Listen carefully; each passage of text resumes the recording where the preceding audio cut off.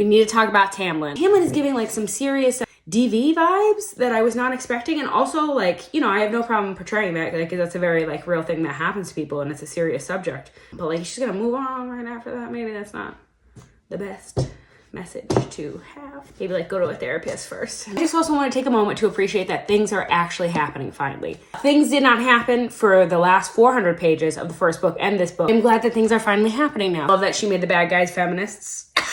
Like the bad guys are like obviously like clearly Ryzen like was supposed to be this bad guy that was like a little creepy, a little weird too in the first book, but obviously he's a feminist. He believes in her being able to harness her powers. I am here for her powers though. And I love Moore. Moore showed up. I love Moore. She's awesome. She's like one of my favorite characters so far too. That and the Surreal RIP.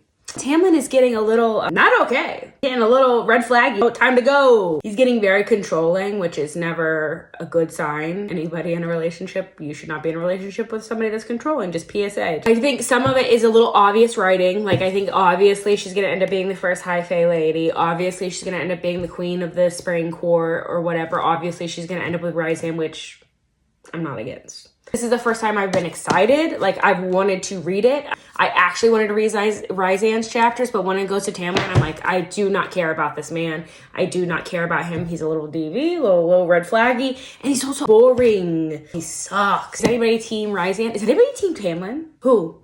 Like who out here? If you are, please let me know why in the comments below. I'm just very curious. Thank you so much for watching. We'll see what happens in the next 50 chapters. Okay, bye.